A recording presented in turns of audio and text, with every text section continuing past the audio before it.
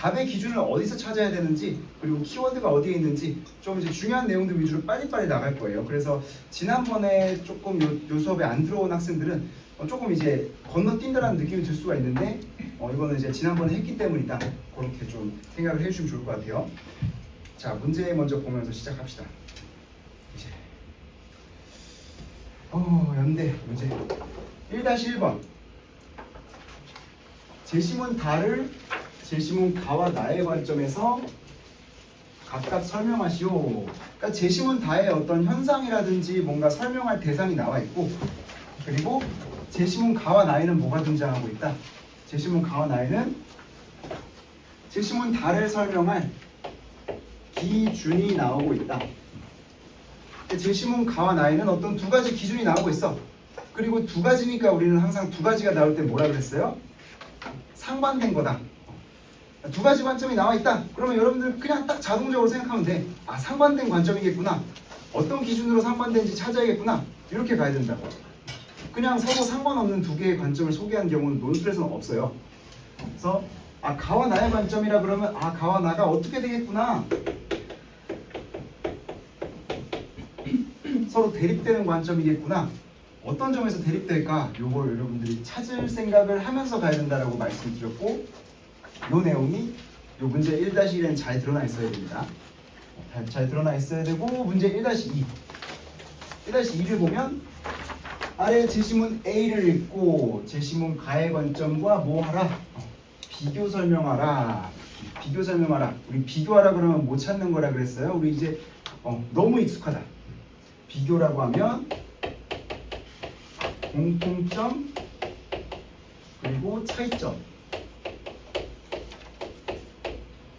차이점 찾는 거라 그랬고, 제시문 A는 지난 시간에 독해를 해줬기 때문에 오늘 자세히 독해를 하진 않을 거예요. 제시문 A가 무슨 내용을 말하고 있었냐면 그러니까 도덕적 실천에서 감정이 중요하다 이런 얘기를 하고 있었죠.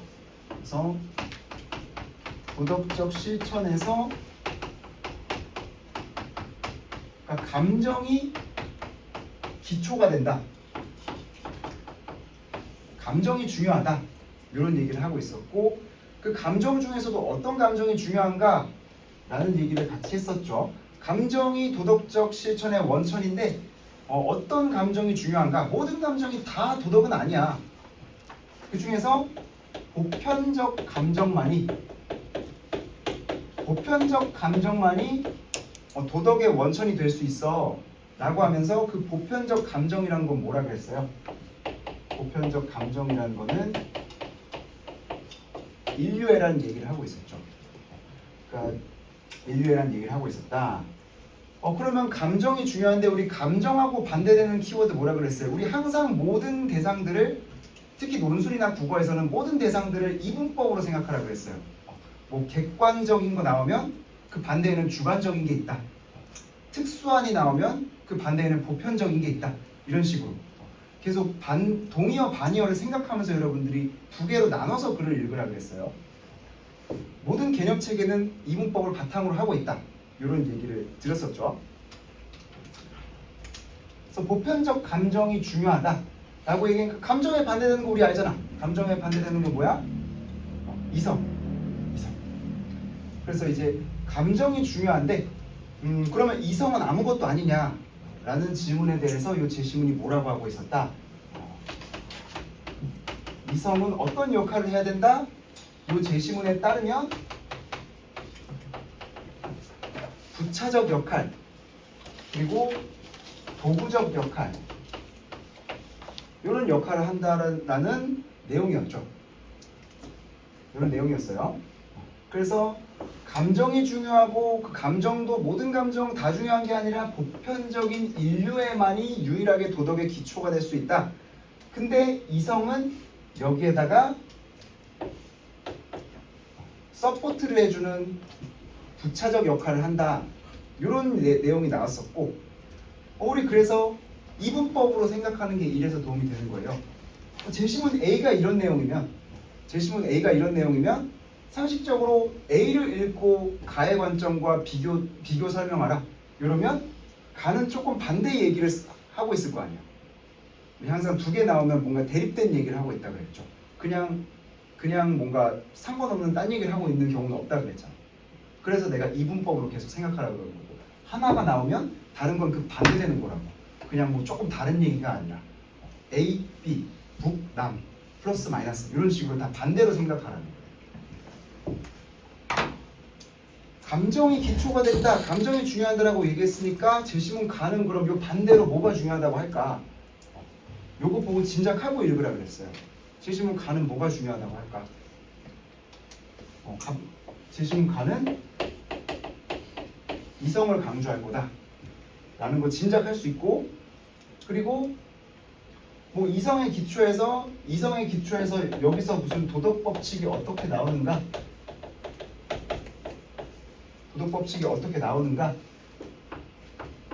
이런 얘기를 하고 있을 거를 우리가 예상을 할 수 있다 그랬죠. A만을 읽고서도 요거를 예상을 하고 제시문 가를 읽으러 들어가라고 했어요. 그래서 요거 A는 설명이 다 됐고 제시문 가로 한번 들어가 보겠습니다.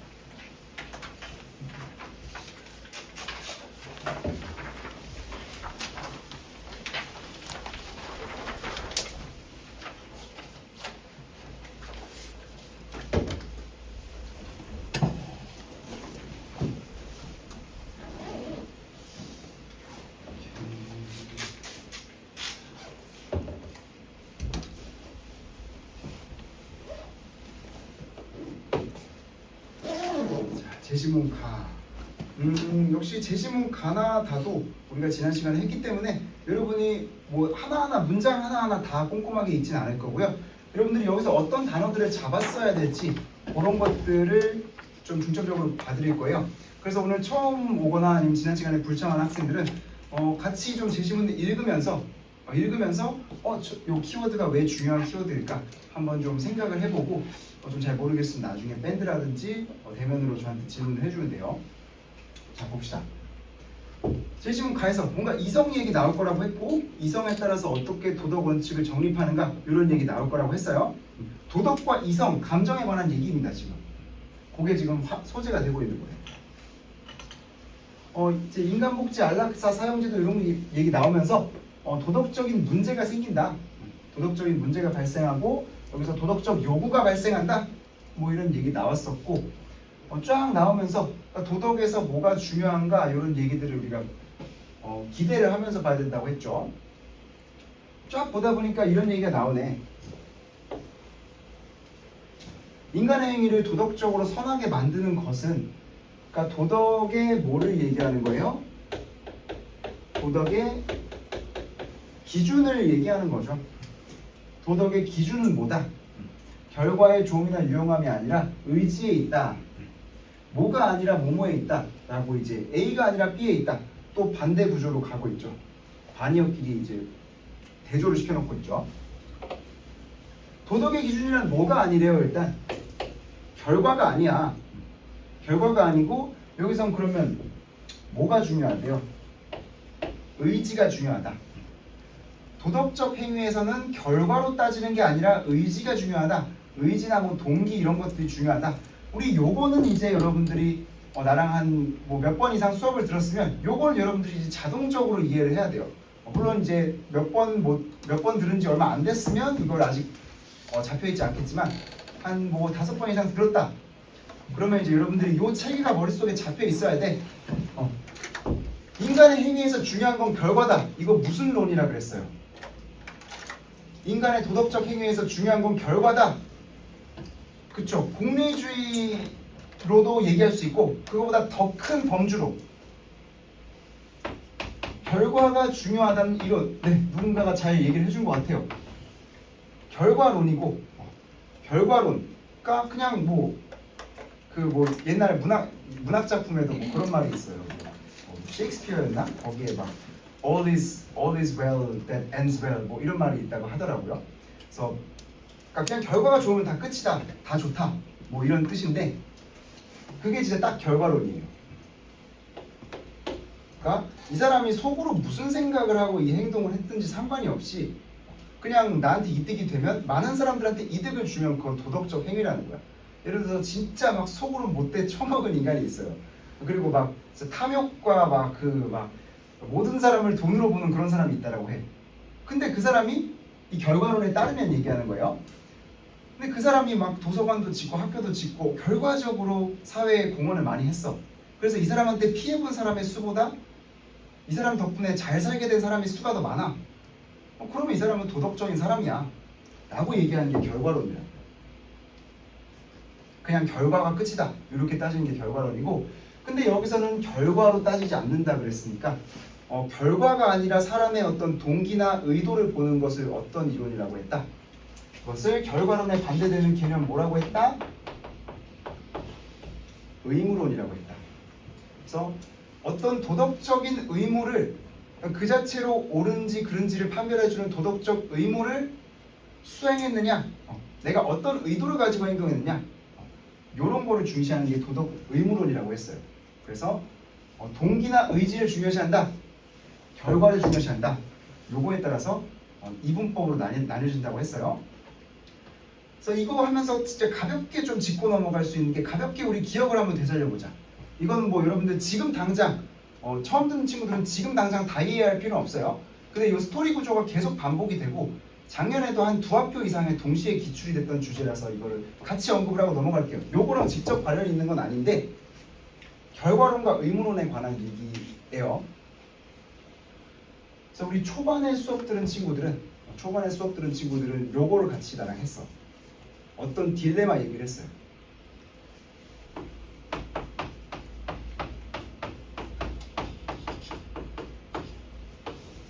우리 트로리 딜레마라는 어떤 윤리적 딜레마에 대해 얘기를 했고, 이 딜레마에서 사람들이 어떤 선택을 하는지에 따라서 사람들이 결과론을 중시하느냐 의무론을 중시하느냐 요거를 구분할 수 있다는 얘기를 했어요. 그래서 트로리 딜레마 저번에 얘기를 했었죠. 그래서 2가지 상황을 줬었는데, 첫 번째 상황, 여기 선로가 있어요. 기찻길이 쫙 있어요. 여기서 기찻길이 있고 이제 기차가 쫙 가고 있는데 브레이크가 고장이 났어. 이게 브레이크가 고장이 나서 이제 이게 멈출 수가 없는 상황이야. 근데 각 선로마다 각각 3명의 사람과 1명의 사람이 여기 놓여 있어. 여기는 3명 있고 여기는 1명이 있는데 이 사람들은 기차가 오는 걸 몰라. 뭐 이어폰을 끼고 있나 봐, 에어팟을 끼고 있나 봐, 몰라. 그러니까 여기가 죽거나 여기가 죽거나 누군가가 죽는 건 불가피한 상황인 거예요.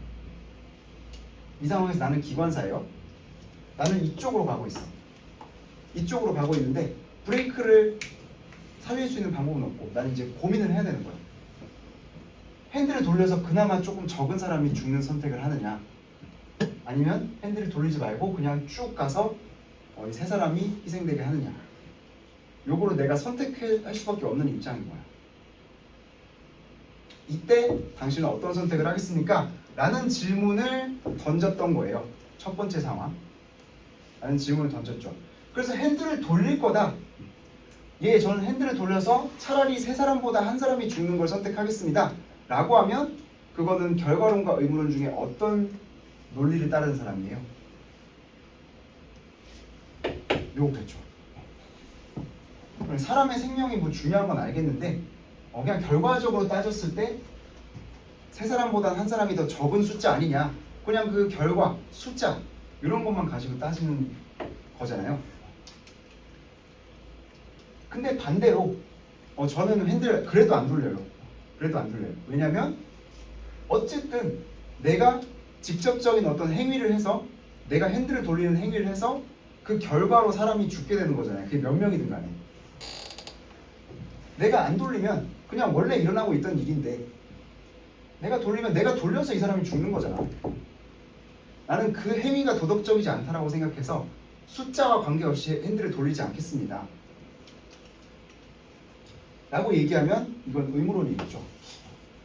뭔가 내 의도가 뭔가 저 사람이 죽는 거를 내가 그냥 감수하겠다, 내가 저 사람의 생명을 내 손으로 좌지우지하겠다 라고 하는 의도가 도덕적이지 않기 때문에 결과에 관계없이 나는 핸들을 돌리지 않겠다라고 선택을 한 거잖아요.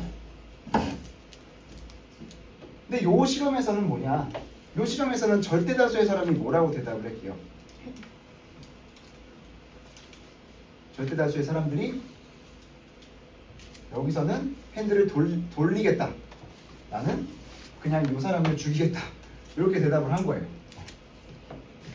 그러니까 자기 목숨 아니니까 이렇게 하겠다는 거지. 어쨌든 그러니까 결과론 88%의 사람이었나 그랬을 텐데 대부분의 사람들한테 결과론이 더 설득력이 있었다라는 거예요. 여기까지는 괜찮아. 뭐 그래. 뭐 사람들이 그렇게 생각하나 보다. 그러고 넘어갈 수 있는데 하나의 더 실험을 했는데 재밌는 결과가 나타난 거야. 이게 실험 1번이고 여러분들 이거 되게 중요한 주제예요. 이거 결과론, 의무론, 틀 이거 여러분들이 알고 있는 이야기라도 한번 이 사고 과정을 따라가면서 여러분들이 글로 쓰면 어떻게 쓸까 이거 논리력으로 여러분들이 할 수 있어야 돼요. 그냥 뭐 이거는 나중에 설명할 일이지만 대충 그냥 뭉뚱그려서 느낌적인 이미지로 머릿속에 떠오르는 거하고 본인이 명확한 논리적 언어로 표현할 수 있는 거하고는 완전히 다른 영역이에요. 그래서 두 번 후자를 못하면 본인이 안다라고 얘기할 수 없는 거예요. 저걸 논술에서는. 자 봅시다. 그리고 두 번째, 거의 똑같은 실험을 했는데 이번에는 정반대의 응답이 나왔어. 어떤 응답이냐? 나는 다음 생에는 그림을 잘 그리는 손으로 태어나고 싶어. 내 동생은 이대인데. 그래서 여기 육교가 있어요. 육교가 있고 버스가 이게 좀 심했다. 어쨌든 버스가 막 달려가고 있어. 아까랑 똑같은 상황이야. 브레이크가 고장났어. 바퀴 6개라고 합시다. 감당이 안 되네. 6개가 있고, 자 여기도 3명의 사람들이 있고 이 사람들은 버스의 존재를 알아차리지 못했어. 곧 이 사람들이 치일 만한 상황이야. 그리고 나는 요 육교 위에 있고 요 육교 위에는 엄청 덩치 큰 사람이 한 명 있어. 그래서 내가 만약에 이 사람을 밀어가지고 밀어서 떨어뜨려서 이 버스는 지금 브레이크가 고장난 게 아니라 기사가 지금 이 사람들을 못 보는 것 같아. 그래서 계속 달리고 있어요. 근데 만약에 내가 이 사람을 밀어가지고 이 사람이 버스에 치이면 기사가 이거를 멈출 거 아니에요, 버스를. 그러니까 이 사람들은 살 거야. 그러니까 지금 나한테 선택은 이 두 가지밖에 없어.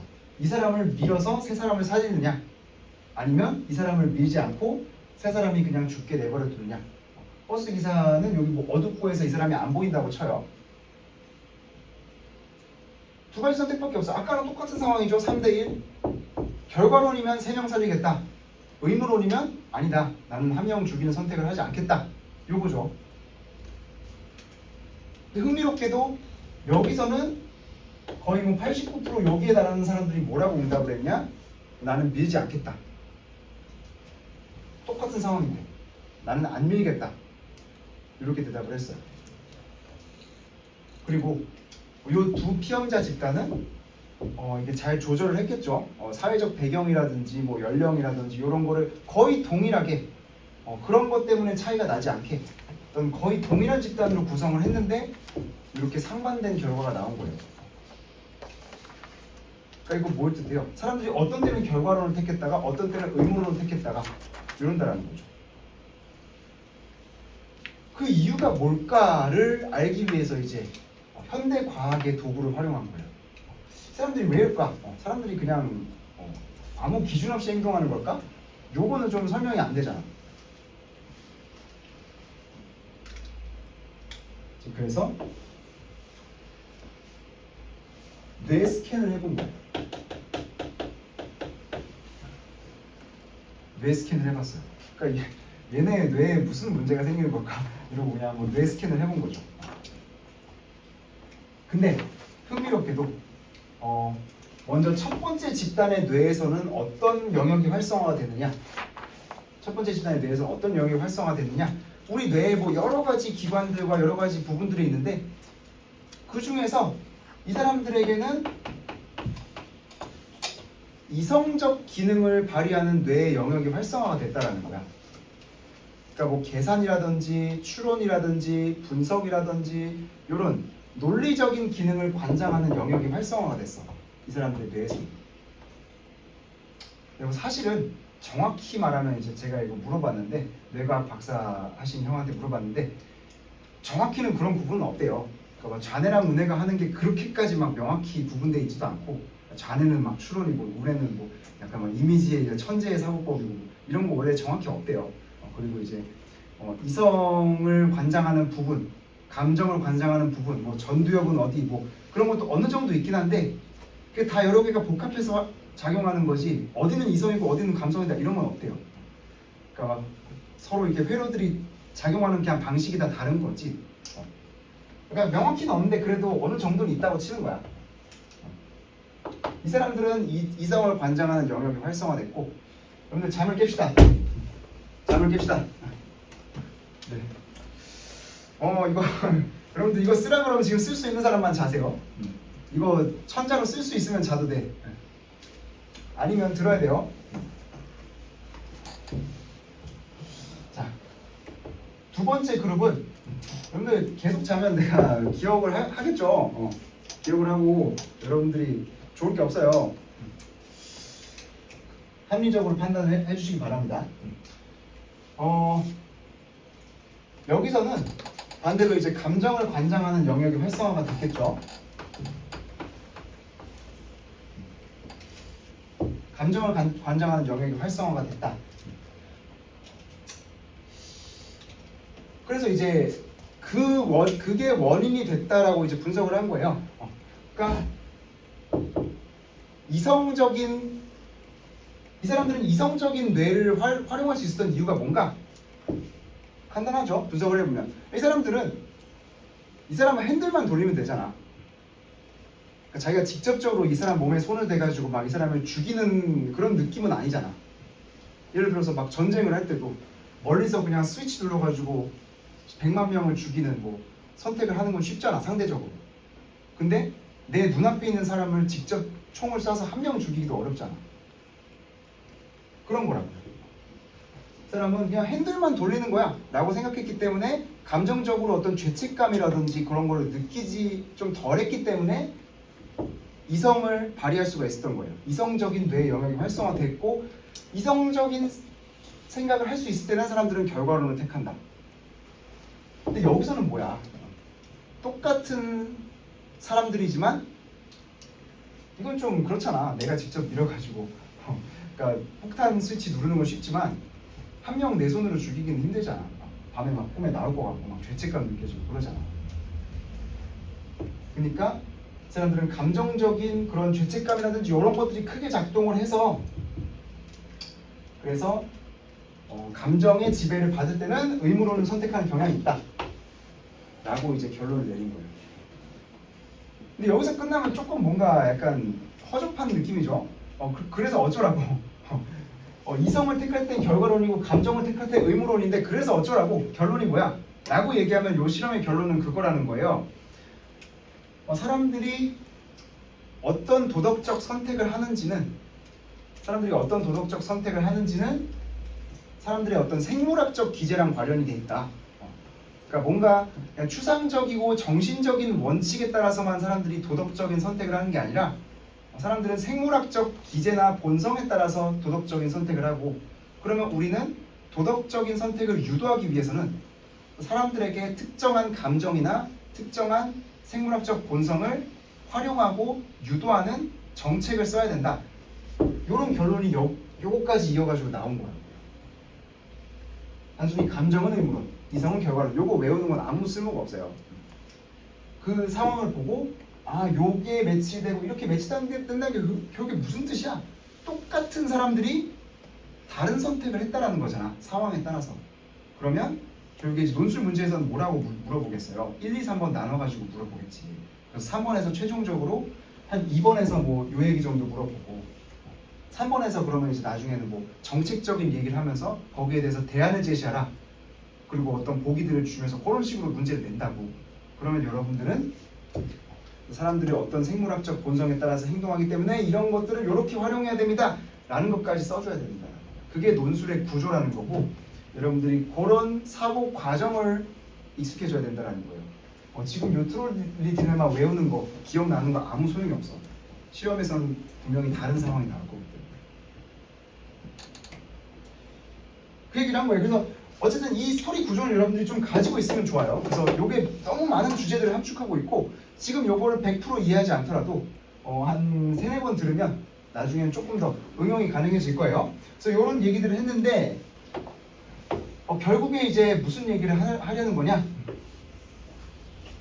결과론과 의무론의 틀이 그렇게 중요하다. 다른 여러 가지 주제랑 연관이 돼 있다라는 얘기를 드리려던 거예요.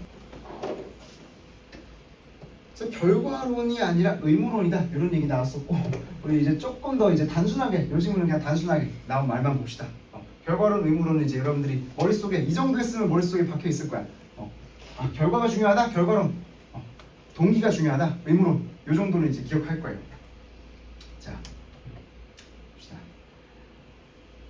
그래서 의지가 중요하다라는 얘기까지 나왔고 선의지란 다른 어떤 이유 때문이 아니라 무슨 이유로 해야 된대요? 오직 옳다는 이유만으로 즉 의무이기 때문에 행해야 된다. 그러니까 다른 이유가 있어서 하는 거는 똑같은 행동이라도 도덕적인 의지가 아니라는 거야. 내가 누굴 도와줬는데 저걸 도와준 게 뭐 누가 옆에서 보고 있을 것 같아가지고 그래서 그런 게 내 이미지가 좋아질 것 같아가지고 했다면 그거는 오직 옳다는 이유만으로 한 게 아니잖아. 다른 어떤 이유 때문에 한 거니까 이건 안 된다.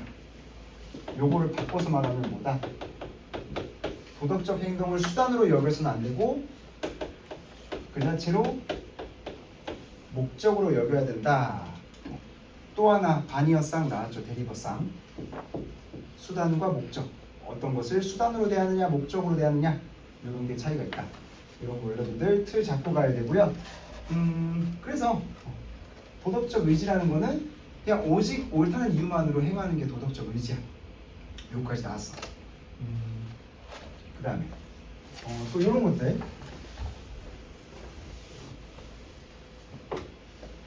이제 뭐 아까 제시문 A에서는 감정이 중요하다 얘기를 했었는데 여기에서는 감정에 대한 저자의 견해가 나와 있어요. 욕구나 감정 같은 자연적 경향성을 이 저자는 이 사람은 뭘 해야 된다라고 얘기를 하고 있어요. 극복해야 된다라고 했으니까 이제 감정에 대한 견해도 나왔어. A에서는 감정이 도덕의 원천이 돼야 된다라고 했는데 여기서는 감정이 아니라 어떤 의지야. 의지가 원천이 돼야 되고 감정은 극복의 대상이다 라고 나오고 있는 거죠. 그리고 이성 얘기도 이쯤 가면 다시 나올 거예요. 아까는 이성과 감성으로 얘기를 했었으니까 지금도 이성 얘기가 나와야겠죠. 감정을 극복해야 되고 그리고 여기 또 나오는 거죠. 수단으로서의 명령이 아니라 그 자체가 목적인 무조건적인 명령이다. 목적이다. 또 그런 얘기 또 다시 한번 나오고 있고요. 감정은 극복의 대상이다 라고 보고 있고 이제 인간은 이성적 존재이고 하면서 인간은 이성적 존재이고 이성적 존재이기 때문에 뭘 해야 된다? 이성 얘기 이제 나오죠. 이성을 활용해서 의지의 모든 주관적 규칙을 보편적으로 바꿔가야 한다. 그러니까 이성을 통해서 도덕적인 법칙을 수립한다. 간단히 말하면 이거예요. 이성이 하는 기능은 뭐예요? 의지의 규칙을 그러니까 정확히 말하면 이거죠. 이성이 하는 건 뭐예요? 여기서 이성이 하는 거는 의지가 세운 규칙이야. 왜냐면 의지의 규칙이라고 했잖아. 그러니까 의지가 세운 규칙을 보편적인 법칙으로 확장시켜가는 게 이성의 역할인 거예요. 그치? 이성의 역할은 이성적 존재란 하면서 나오는데 이성적 존재란 의지가 세운 규칙인데 이 규칙은 주관적이야. 의지가 세운 주관적 규칙을 보편적 법칙으로 확장시키는 역할을 이성이 한다고요. 주관적 규칙을 통해 보편적으로 법칙을 수립한다. 이렇게 나와 있습니다. 그래서 당연히 여기에서는 이성과 감정 중에 이성을 중요시하겠죠. 그리고 감정은 심지어 부차적인 대상도 아니야. 여기서는 아까는 감정이 중요하고 이성이 부차적이라 그랬잖아. 여기서는 부차적인 존재조차도 아니야. 감정은 그냥 극복 대상이야. 감정은 그냥 없애야 될 대상이야. 이렇게 얘기를 하는 거죠. 그래서 도덕적 명령을 따르는 것은 외부 법칙에 수용하는 것이 아니라 스스로 수립한 보편 법칙에 스스로 복종하는 것이다. 그래서 그것이 의지의 자율이다. 그러니까 자율적인 의지가 있어. 내 의지는 자율적이야. 내가 남을 도와주고 내가 열심히 살고 이런 거는 뭐 누군가가 보상을 해주기 위해서 보상을 해줄 것 같아서가 아니라 내가 스스로 법칙을 세우고 내가 거기에 복종하는 거야. 그러니까 나는 자율적인 사람이야. 나는 뭔가 어떤 규칙의 노예가 아니야. 이렇게 얘기를 하는 거죠. 왜냐하면 그 규칙은 내가 세운 거니까. 그러니까 자율적 의지에 대해 얘기를 하고 있는 거고, 그 다음으로 이제 마지막 문단에서 무슨 얘기를 하고 있는가? 마지막 문단에서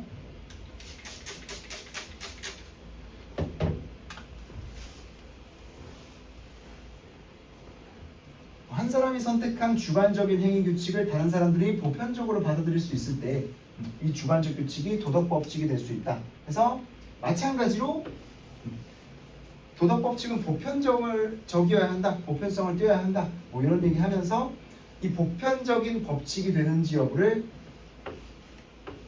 이성으로 검토해야 된다. 라는 얘기를 하고 있는 거죠. 그러니까 여기서 이성의 역할이 두 가지로 언급됐어요. 이성의 역할.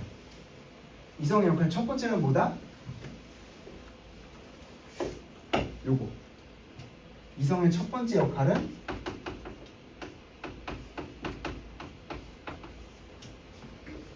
주관적 규칙을 보편적 법칙으로 확장한다.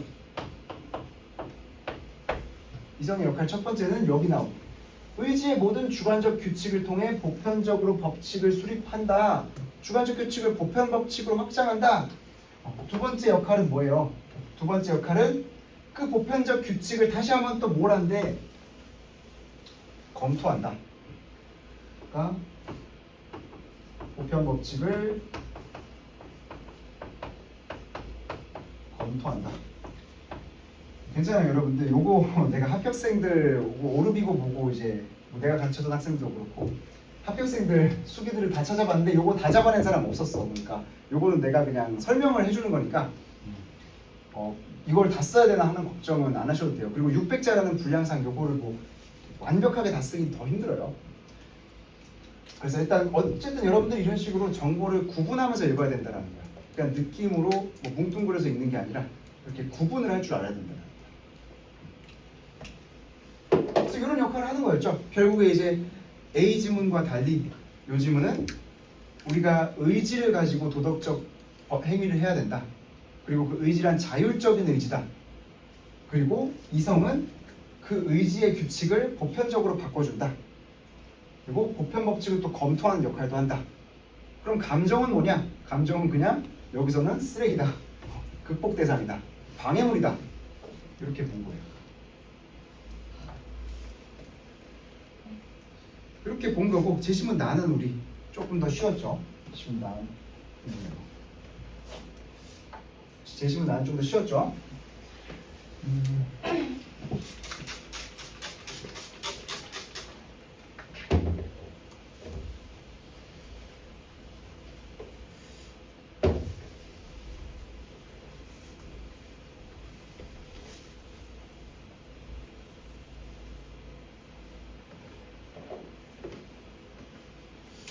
재심은 나는 이제 아까 그래서 재심은 가와 재심은 A를 비교하는 문제는 이따가 보여주겠지만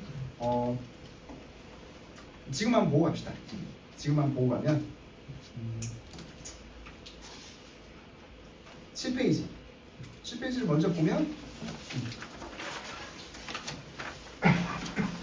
이런 식으로 구분이 되는 거예요. 그래서 여러분들 예시답안도 제가 이제 올려놨어요, 밴드에다가. 그래서 밴드에 올린 거 보고 예시답안도 확인을 해보시고 올해 연대 해설이 공개가, 그러니까 예시답안이 공개가 올해 거 안 돼 있던데, 그래서 예시답안은 순수하게 내 피셜이니까 뭐 혹시 뭐 다른 강사가 쓴 해설이 있으면 막 비교를 해보면서 최종의 사기꾼이네 이렇게 생각을 하시거나 아니면 역시 얘네 이러면서 생각을 하셔도 좋고. 자 봅시다. 그래서 공통점은 두 가지죠. 두 가지. A랑 가. 아까 우리 감정을 통해서 인류애를 통해서 행동해야 된다는 거랑 칸트. 가는 칸트라는 얘기죠. 이거 칸트라는 거 정도는 나중에 가면 알아야 돼요, 여러분들. 수능을 그 생윤 윤사를 했다면. 그래서 요 얘기는 공통적으로 하고 있죠. A나 가나 둘 다 도덕은 보편적인 것이어야 된다. 이런 거에는 같이 동의를 해요. 왜냐하면 A에서도 감정이 중요한데 감정이라고 아무 감정이 다 되는 게 아니라 보편적인 인류애만을 유일한 도덕 법칙의 원천으로 삼아야 된다. 이렇게 얘기를 했거든. 그래서 도덕은 기본적으로 보편적인 것이어야 돼. 보편적이지 않은 것이 도덕 법칙이 될 수는 없어. 요거에는 둘 다 상호 합의를 할 거예요.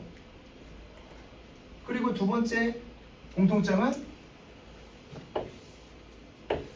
둘 다 어쨌든 의무론적이야. 왜냐면 결과를 따지지 않거든. A든 가든.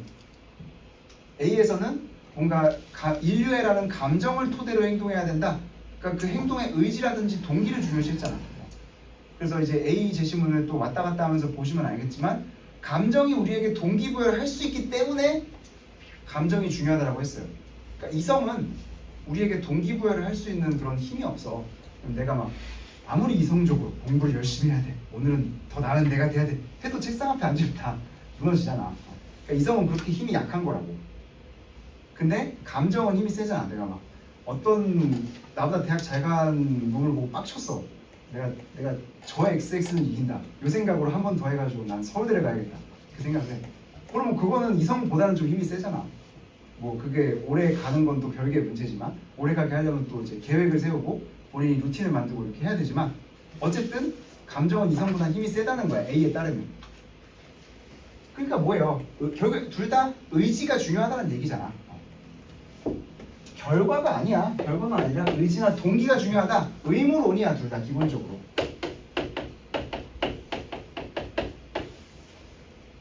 의무론이고 이런 공통점이 있어. 동기가 중요하고 의지가 중요하고 그리고 보편적이어야 되는데 대표적으로 이제 차이점도 보이죠.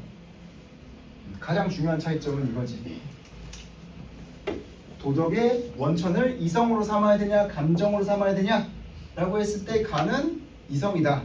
이성을 통해서 의지의 법칙을 보편적인 것으로 바꿔야 된다.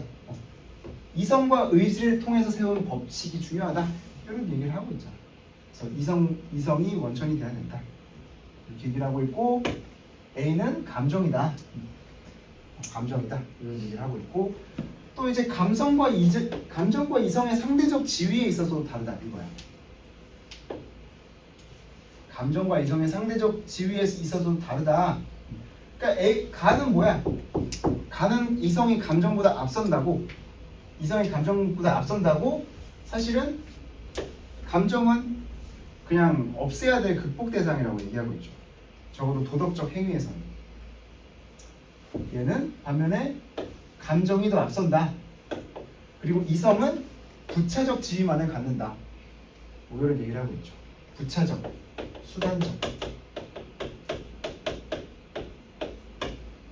이런 얘기들을 여러분들이 논리정연하게 그리고 각각 제시문 가나의 어떤 부분에서 그렇게 생각했는지를 같이 써줘야 돼요. 그냥 이런 차이가 있다, 이런 차이가 있다 이래버리면 뭔가 좀 그 왜? 이렇게 뭘 보고 그렇게 생각했는데? 이렇게 될 수가 있어요. 그래서 그런 것들을 문장을 어떻게 잘 써야 되는지는 제 예시답안을 올려놨으니까 그런 것들을 밴드를 보고 다운을 받아서 한번 해보시기 바랍니다. 그리고 나는 이제 유전자 결정론이라고 했죠. 유전자 결정론. 유전자 결정론의 논리인데 한 1페이지에 요 인용부는 별로 중요하지 않으니까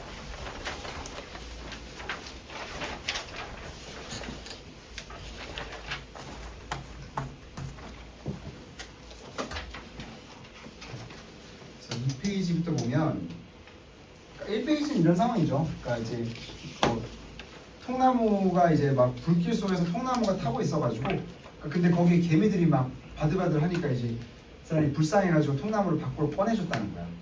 그러니까 개미들을 살리려고. 근데 개미들이 이제 막 개미들이 기껏 이제 밖으로 꺼내서 살려줬는데 개미들이 그 통나무가 개미집이에요. 그래서 이 통나무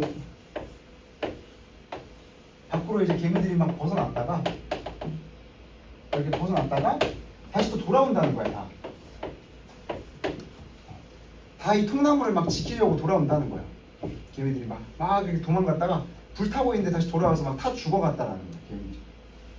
그런 걸 보고 막 처음에 이해가 안 갔다는 내용인 거지. 개미들은 막 자기들의 고향을 지키기 위해서 저렇게 막 헌신을 하는 것인가? 개미들은 막 숭고한 전사들 같은 존재인가? 뭐 이런 의문을 가졌던 거야. 개미들은 이타적인 존재인가? 막 이런 생각을 했던 거지. 근데 이제 나중에 이제 동물학자가 된 이후에야 이거 여러분 최재천 교수라는 사람 여러분 찾아보면 알아요. 난 저 동물학자 말 보자마자 저 사람이구나 이런 느낌이 들었는데 최재천 교수라고 이런 되게 좀 논술 문제에 많이 나오는 말씀을 하시는 교수님이 계셔가지고 그분을 여러분들 시간 나면 한번 뭐 찾아보셔도 괜찮습니다. 생물학자고 생물학과 윤리학을 결합시키는 얘기를 되게 많이 한 사람이에요. 그래서 이런 걸 읽었는데 그러니까 이 이유가 이해가 안 갔는데 나중에 이해가 갔다라는 거야.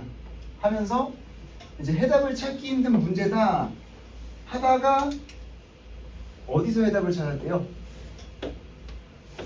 유전자의 관점에서 이 문제에 대한 해답을 찾았다. 나는 유전자의 관점으로 보니까 이 개미들의 행동이 이해가 가더라 라고 하면서 유전자의 관점에 따르면 얘네는 왜 이렇게 행동하는 것이냐 라고 했을 때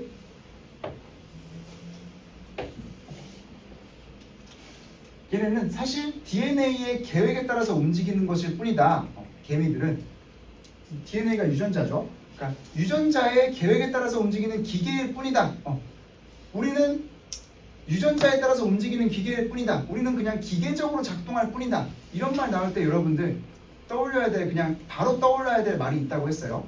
이건 이제 여러분들이 거의 뭐 그냥 바로 떠올라야 될 앞으로는 바로 떠올라야 될 말이라고 했어요. 이게 뭐냐면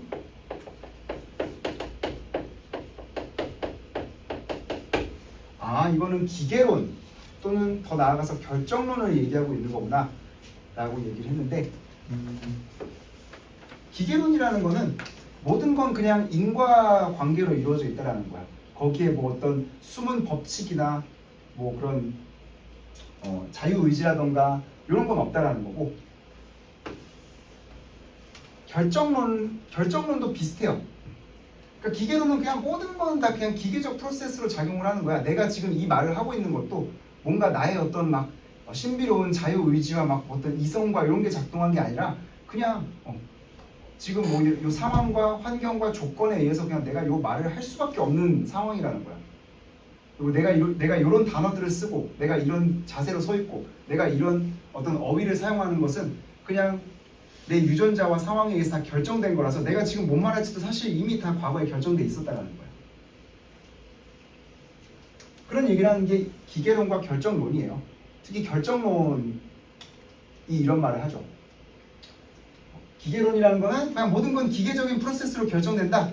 결정론이라는 거는 모든 건 이미 그냥 다 정해져 있다. 그러니까 비슷한 말이지만 조금 맥락이 다르죠. 기계론은 그냥 기계적인 과정이다 라는 거고 결정론은 그래서 기계적인 과정일 뿐이니까 앞으로 일어날 모든 일과 내가 지금 다음 순간에 할 행동 모든 것들 다 결정돼 있다 라는 게 결정론이에요. 그러니까 이 결정론에 따르면 결국에 뭐가 없다라는 결론이 나올 수밖에 없겠어요. 모든 것이 사전에 다 결정이 돼 있고 어떤 기계적인 프로세스나 환경과 유전자에 의해서 모든 것들이 바꿀 수가 없다면 그러면 뭐가 있을 수가 없어. 이게 있을 수가 없잖아.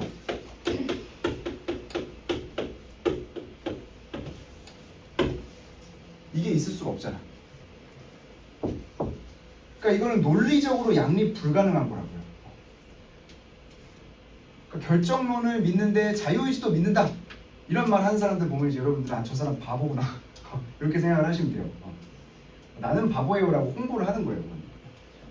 난 따뜻한 아이스 아메리카노 마시고 싶어요. 이렇게 말하는 거랑 똑같은 거라고요. 모든 건 다 기계적으로 결정이 돼 있는데 그 말 자체가 자유의지가 없다는 말이에요. 근데 뭐 그래도 자유의지 있을 수도 있지 막 이것도 될 수도 있고 저렇게 될 수도 있지 이렇게 말하면 그 사람은 논리적 사고가 안 되거나 뭐 그런다라는 거예요. 내가 그런 얘기들을 인터넷에서 너무 많이 봐가지고 좀 이해가 안 가가지고 하는 말이에요. 왜 자꾸 그런 얘기들을 하지 싶은. 그러니까 결정돼 있으면 자유의지가 있을 수 없는 거예요. 그러니까 이 사람은 자유의지를 안 믿는 사람인 거야. 그것까지 여러분들이 이걸 파악을 해야 되는 거예요. 아, 인간은 그냥 기계, 개미 얘기했지만 사실 인간 얘기로 넘어가겠죠. 개미 얘기만 하려고 하진 않았을 거예요. 그러니까 결국 이 사람은 모든 것은 기계일 뿐이고 인간의 행동도 다 기계적으로 결정이 된 거기 때문에 자유의지라는 없다라고 믿는 사람이겠구나. 여러분들이 이걸 바로 알아야 돼. 이 말을 보면 앞으로 모든 건 다 기계일 뿐이야. 모든 건 다 그냥 자연과학적 과정일 뿐이야. 요 말 하면 자동적으로 요거 나와야 된다. 이 사람은 자유의지의 존재를 부정한다. 이 말 나와야 되는 거다. 그리고 칸트는 가에서 뭐가 있다 그랬어요. 인간에게 자율적 의지가 있다 그랬잖아. 자율적 의지를 가지고 도덕적 행동을 한다 그랬는데 이 사람은 그거를 부정하는 사람이라는 거예요. 그것까지 이걸 보고 아셔야 돼요. 앞으로는 뭐 지금 시점에는 어려울 수 있지만. 그래서 인간이든 개미든 기계일 뿐이다. 여기서는 개미 얘기만 하고 있으니까 기계일 뿐이고 집을 지키기 위해 불길에 뛰어들어 자기를 희생하는 개미들의 행동도 이렇게 설명할 수 있다. 그러니까 불길에 뛰어드는 이게 막 숭고한 이타적인 행동이 아니라 얘네는 그냥 본성일 뿐이라는 거야. 그냥 유전적 본성이야. 왜냐면 개미들은 그렇게 해야지 집단으로서 살아남을 수 있게 환경이 그랬거든. 그러니까 그런 개미들이 살아남아서 그런 유전자를 가진 개미들이 그냥 많아져서 그러니까 얘네가 이런 그냥 행동 특성을 보이는 것 뿐이야. 그러니까 그런 거죠. 이타주의도 그냥 유전적 본성의 결과다.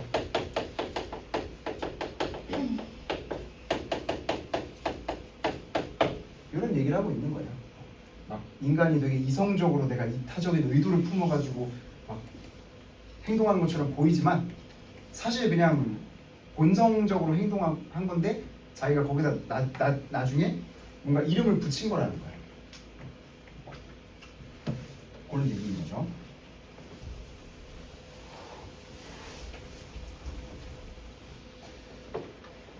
그리고 이제 쫙 3, 4분단 보면서 그러니까 이러면서 이제 황홀감을 느꼈다가 좌절감이 들었어. 그러니까 이제 막 난 왜 사나 이런 생각이 든 거야. 유전자가 다 하는 거면 나는 왜 사나? 나는 왜 뭘 하고 있나? 이런 의문이 들었다는 거야. 근데 그걸 또 다시 또 재해석을 하면서 답을 찾았다라는 내용으로 끝이 나요. 그래서 어떤 답을 찾았나 하니까 그냥 내가 존재하는 이유는 따로 있다. 일단 이 사람은 그래 나는 아무것도 아니야 라고 하면서 뭘 해요? 이 유전자가 모든 것을 결정하는 이 상황을 그냥 수용하죠. 그래 그럴 수도 있지. 뭐 나라는 내가 생각하는 뭐 이성이라든지 나라는 존재가 없으면 어때? 그래 뭐 그렇게 생겨 먹었으면 그렇게 살지. 뭐 이렇게 수용을 일단 한 거예요. 그러면서도 내가 할 수 있는 건 뭐다? 내가 할 수 있는 거는 내 모든 상황에 그냥 즐기면서 사는 것. 이거는 뭐다? 바꿔 말하면 그러니까 가와 약간 대비를 시켜서 생각을 해보면 뭐예요? 도덕적인 의무감 이런 게 아니라 가에서 극복 대상이라고 말한 감정, 욕구 이런 것들을 충족시키면서 살아가면 된다. 이런 얘기를 한 거죠.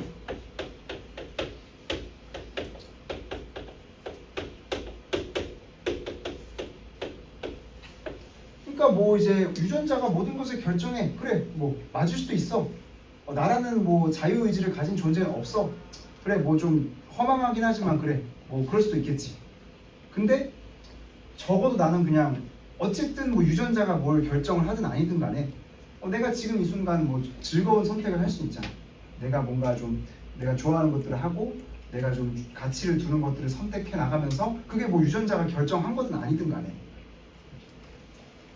그것들을 충족시켜 가면서 즐겁게 살아가는 것으로 그것이 이제 나를 의미 있게 만들고 삶의 의미다 라고 이제 이 사람은 어떤 타협적인 해석을 한 거예요. 그래서 유전자가 나한테 허락한 범주 내에서의 일들이니까 그 안에서 적당히 즐기면서 잘 살아가면 되지 하는 수용적이고 수용을 통해서 이제 감정과 본성을 중요시하면서 살아가면 된다 라는 솔루션을 내놓은 거죠. 가에서는 감정을 극복하고 어떤 자연적 충동을 극복하고 해서 도덕적 선택을 계속 해나가면서 인간은 도덕적 존재로 거듭나야 된다 이런 얘기를 한 거고 이 사람은 그런 거 필요 없다 그런 거 다 유전자가 한 얘기고 네 뇌가 만들어낸 환상이다 인간이 할 수 있는 일이란 그냥 순간적으로 적당히 이제 뭐 적당히 의무 같은 것도 수행하되 자기가 즐기면서 감각적 만족을 추구하면서 살아가는 것이다 이런 솔루션을 내놓은 것이죠. 그래서 가와 나도 이제 이런 뭔가 6페이지를 보기 전에 다는 무슨 내용이었는지만 소개할게요. 이건 뭐 중요한 텍스트는 아니라서 뭐 이건 프랑스 혁명 선언이에요. 프랑스 혁명 선언이고 뭐 자유평등 박애를 위해서 뭐 다들 일어서라 뭐 이런 얘기를 하는 제시문이고 이제 뭐 Listen to our hearts 이래가지고 내 가슴의 소리를 듣고 너희들 마음 안에 뭐 불타는 인류애를 활성화시켜서 우리 다 같이 일어서서 세상 뒤집어 보자 뭐 이런 내용들이에요. 너희들은 지금 죽더라도 미래의 영광 속에 남을 것이다 하면서 이제 죽으러 나가라고 자꾸 권고를 하는 선언이죠. 그래서 지는 그냥 글만 쓰고 있을 거면서 그런 거죠. 내가 이런 글 쓴 사람들 좀 이렇게 안 이뻐하는 이유가 좀 그런 거예요. 약간 자기가 못할 거를 자꾸 막 남한테 하라 그러니까 어쨌든 내가 안 이뻐하는 게 중요한 게 아니니까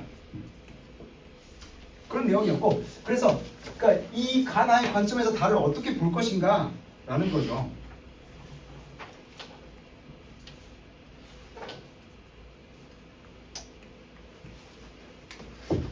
그래서 가나의 관점을 정리를 해놓고 밑에 달을 어떻게 볼 것인가를 정리를 해온 건데 가나는 우리 아까 정리했으니까 요거 먼저 봅시다.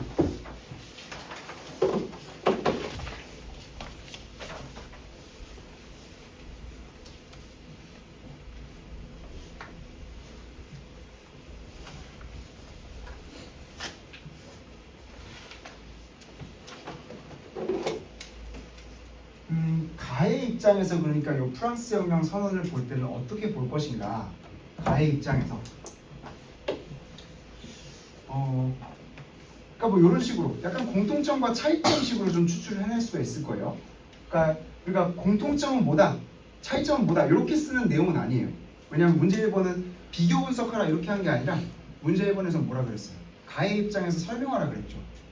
그러니까 뭐 가와 다의 공통점은 뭐다 차이점은 뭐다 이렇게 글을 쓰라는 건 아니지만 우리가 분석을 위해서 한번 공통점 차이점을 찾아내 보자는 거예요.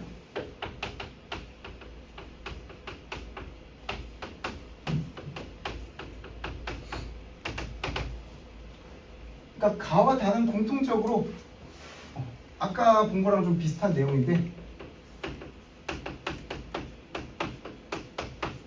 보편적 의무를 강조하죠. 다에서는 온 인류를 향한 불타는 사랑 뭐 이런 얘기 하잖아요. 인류의 단결을 위해서 너희를 뭐 희생해라 뭐 이런 얘기들 하잖아. 그래서 보편적 의무를 둘 다 강조를 하는 거야. 가도 그렇고 다도 그렇고. 그러니까 이제 공통점은 이거다 이렇게 쓰는 게 아니라 이렇게 써야 되는 거죠.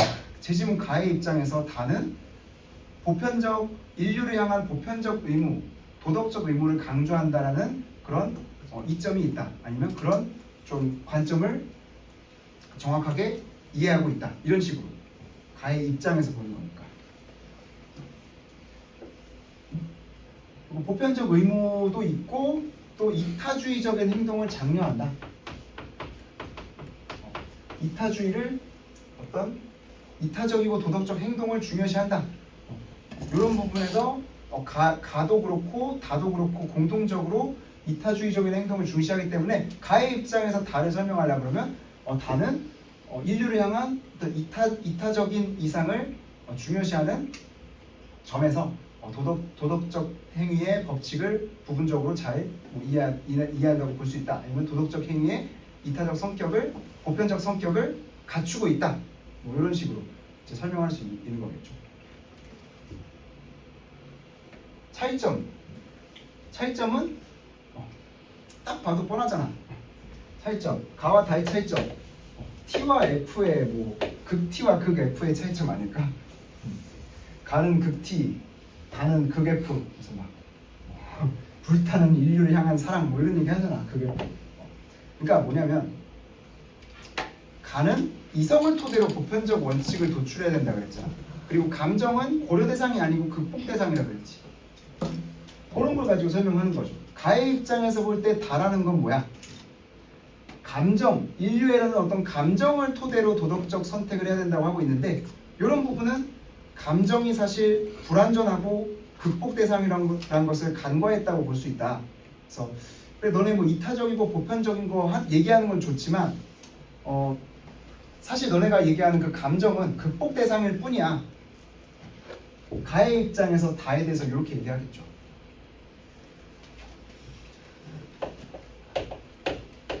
감정이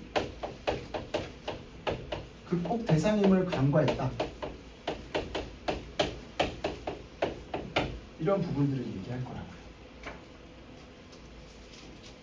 이런 얘기하면서 해당 부분들 조금 인용을 해주면 되겠죠.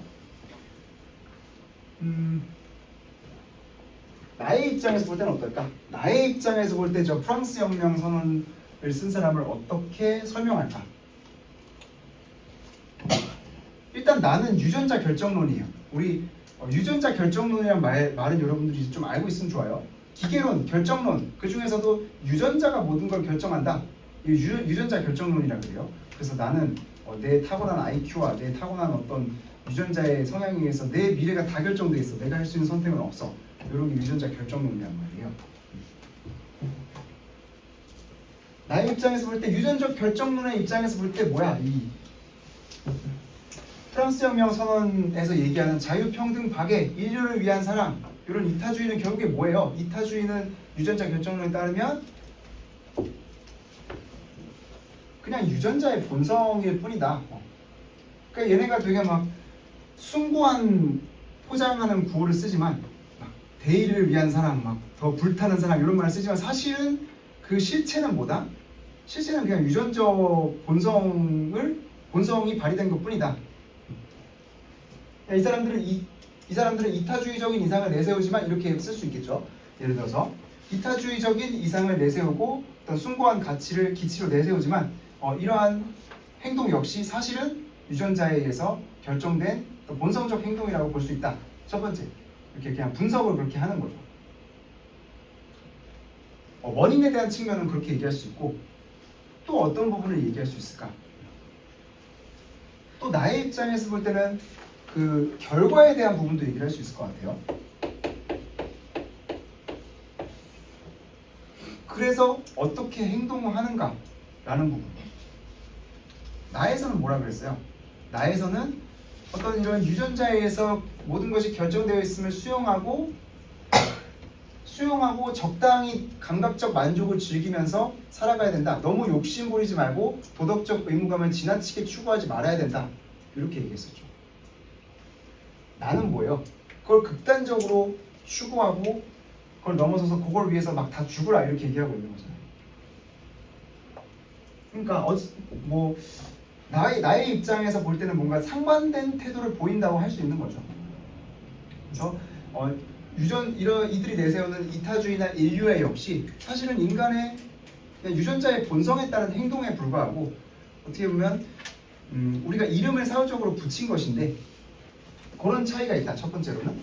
두 번째로는 결과적으로 나오는 태도에 있어서도 나의 입장에서 볼 때 다는 어느 정도는 현실을 수용하고 이런 이타주의 역시 만들어낸 개념임을 어느 정도 인식하고 너무 지나친 현실을 변화시키려는 너무 지나친 욕심을 내기보다는 적절하게 타협하면서 오늘을 즐기면서 살아가는 태도도 필요하다라고 해석할 수 있다. 뭐 이런 해석도 가능하다라고요. 왜냐면 나의 입장에서 보는 거니까. 그러니까 내 개인적인 생각을 넣는 게 아니라 나의 입장에서 볼 때는 유전자에서 결정된 거고 이타주의도 유전자로 결정된 거고 근데 이걸 위해서 막 모두 나가서 죽으라 뭐 너희가 미랄이 되어서 내일의 뭐 미래의 영광이 될 것이다 이런 말을 쓰는 게 조금 웃기다라고 볼 수도 있는 거죠. 그래서 태도가 조금 더 어떤 수용하고 점진적으로 변화시켜 나가려는 태도도 좀 필요할 수 있다. 그리고 도덕적 의무감이라는 거에 너무 지나친 막 가치를 그 자체로 막 실제하는 가치를 부여할 필요는 없다. 유전자 결정론에서는 기본적으로 이렇게 얘기를 하긴 해요. 그러니까 도덕이라는 거에 대해서도 이런 관점으로 유전자 결정론은 다루고 있는 거죠. 그러니까 그래 이타주의가 중요한 건 맞는데 뭐 옛날 뭐 혁명 전사들처럼 막 이렇게 이타주의를 위해서 막 불타라 뭐 요거는 유전자 생물학적 관점에서 봤을 땐 좀 이상하다라는 거지. 그게 막 이타주의란 건 사실 인간이 만들어낸 건데 그거 거기에다 그렇게 막 이름을 갖다 붙여서 막 수많은 사람을 희생시키고 이런 것도 좀 비합리적이고 어떤 인간의 생물학적 본성을 잘못 이해한 데서 나오는 착각적인 행동이라 이렇게 주장을 하거든요. 유전자 결정론에서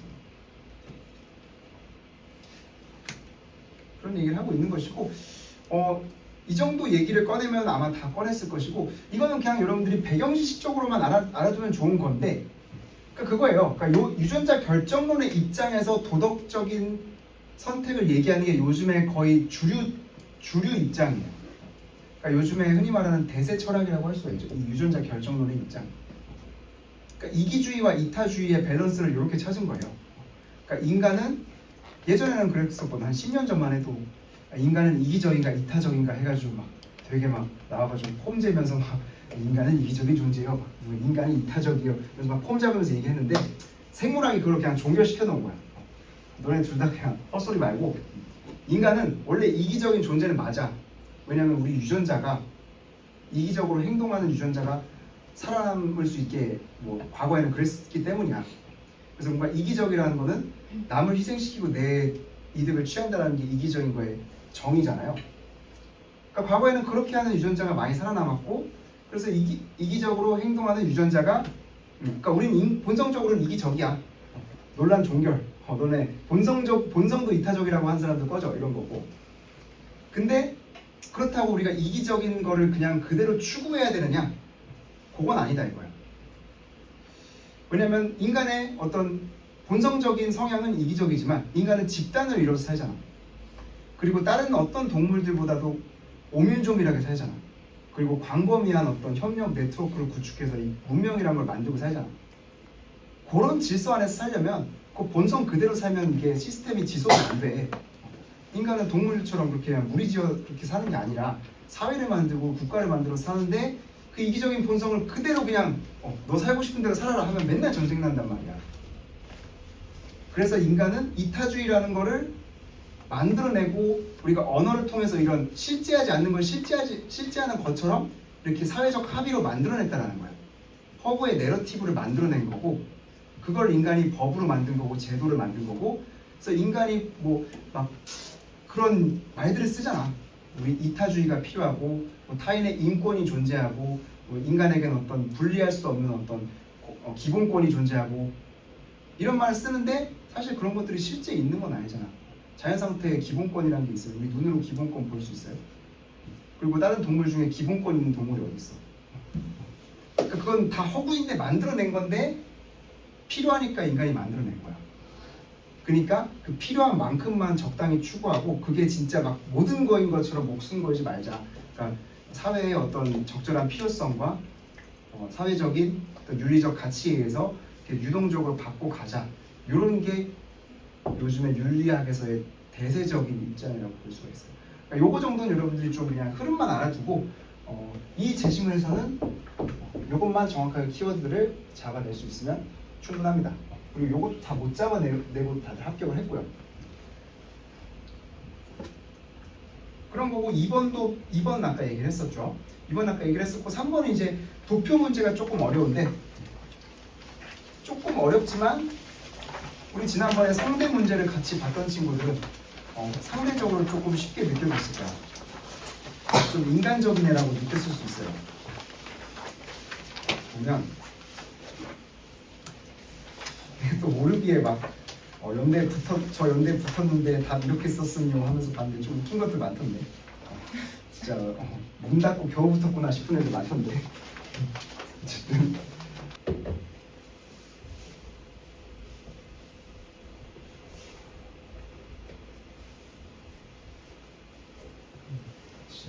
그래서 표를 보면 자, 요 문제에서 아까 뭐라 그랬어요? 문제에서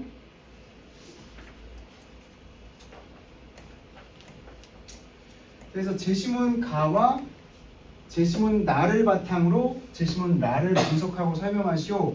그러니까 가와 나에 나온 기준을 가지고 제시문 나를 분석해야 되는데, 자 우리 이렇게 표가 여러 개 나와 있을 때는, 표가 막 한 개, 두 개, 세 개 나와 있을 때는 하나씩 우리 천천히 보는 게 중요하다. 한 번에 모든 거를 막 평정하려고 그러면 안 돼. 하나씩 그냥 요 퍼즐 조각 맞추듯이 진짜 처음에는 잘 안 보이지만 하나씩 맞춰가는 게 필요해. 봅시다.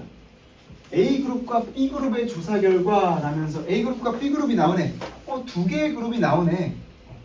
두 개의 그룹이 나오니까 가와 나를 바탕으로 얘기하라 그랬으니까 왠지 우리가 좀 촉이 발달하면 A그룹과 B그룹은 각각 가와 나에 하나씩 매칭되겠다. 이런 생각을 해볼 수가 있겠죠. 두 개 나왔고 두 개 나왔으니까 하나씩 매칭되겠네. 이렇게 생각을 일단 해볼 수 있어요. 그러면 어떻게 매칭이 되나? 누가 A그룹이고 누가 B그룹인가? 요거를 보는데 봅시다.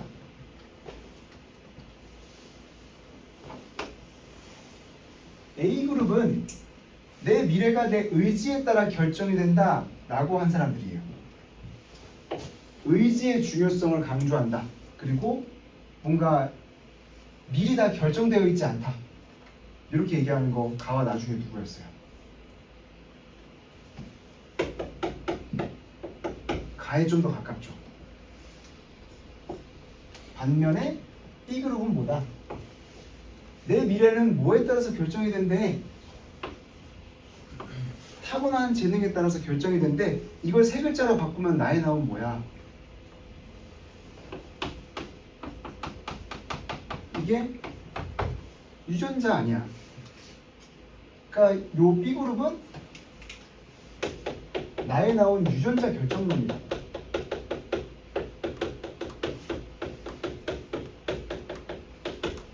B그룹은 유전자 결정론자들, A그룹은 어떤 자유의지를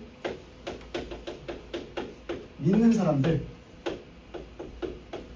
이런 사람들로 나눠진다. 일단 A그룹과 B그룹이 어떤 그룹이다 라는 걸 먼저 설명을 해야겠죠. A그룹은 제시문 가와 일치하는 자유의지를 신봉하는 그룹이다. B그룹은 나의 유전자 결정론을 따르는 사람들이다 라는 거를 이걸 보고 먼저 설명을 해야겠죠. 그래서 아까 우리가 가 나를 그렇게 꼼꼼하게 봤어야 된다는 거야. 그냥 쓱쓱쓱 지나치면 안 되고 사람은 기계일 뿐이야. 요 말 속에 기계론 결정론 그리고 자유의지 부정 요게 들어가 있구나. 근데 그러면 자유의지를 한쪽을 신봉하고 한쪽은 부정하는 거에서 출발하는구나. 요거를 여러분들이 파악하고 있어야 돼요.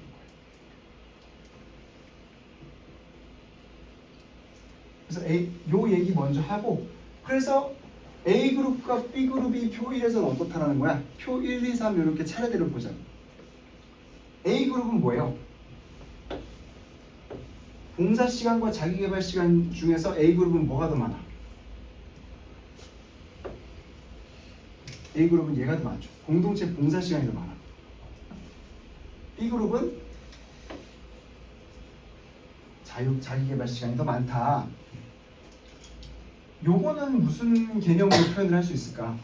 일단 이렇게 얘기를 하는 거지. A그룹은 가이고 B그룹은 나인데, 근데 가에 해당하는 B그룹은 공동체 봉사시간이 더 많았고, 나에 해당하는 유전자 결정론자인 B그룹은 자기개발시간이 더 많았다. 이거는 뭘로 설명할 수 있겠어요? 가 나에 따르면 A그룹은 가니까 뭔가 이제 칸트적인 사람들이니까 이런 거겠지 아마. 이성을 통해서 의지를 통해서 도덕적 법칙을 성립해서 그 법칙에 스스로 세우고 스스로 복종한다. 이렇게 생각해서 공동체에 대한 봉사를 어떤 도덕적 법칙으로서 세워놓았기 때문이라고 볼 수 있다. 이렇게 여러분들이 해석이 들어가는 거죠. 왜냐? 어쨌든 가와 나가 A그룹, B그룹이고 쟤네가 왜 저렇게 나가는지를 그냥 가, 나에 나온 용어로 설명을 하는 거야.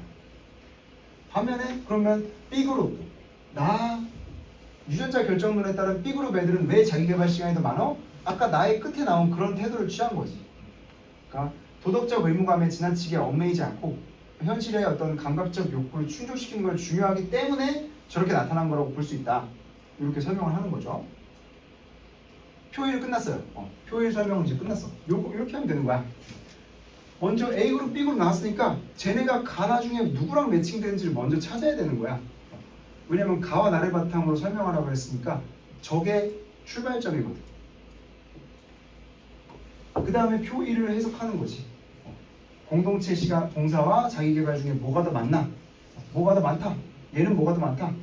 그 이유는 뭘까? 가에 나온 요거 때문이다. 나에 나온 요거 때문이다. 이렇게 하나하나씩 그냥 매칭을 시키면 되는 거야. 그럼 표 2를 한번 봅시다. A1 그룹과 A2 그룹의 방침 변경 전과 변경 후 조사 결과, 우리 항상 도표 문제는 제목에 모든 키워드가 다 나와 있다고 했잖아. 제목만 잘 보면 모든 힌트를 얻을 수가 있다. A1 그룹과 A 그룹의 방침 변경 전과 후야. 그러니까 무슨 방침이 변했어. 어떤 방침이 변했고 A1과 A2는 둘 다 A 그룹 안에 있는 애들 같아. 그래서 우리 위에 한 번 더 올라가서 본문을 확인해 보는 거야.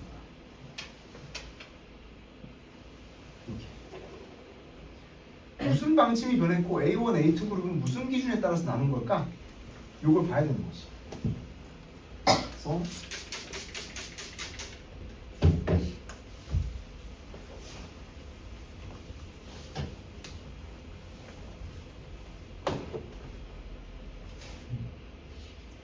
먼저 방침 변화 얘기가 나오죠. 공동체 봉사 시간을 대학 입시에 반영하지 않기로 방침을 변경했다. 연대 희망사항인 것 같이 막 말을 하네. 이런 거 좀 넣지 말라 뭐 이런 것처럼 얘기를 하네.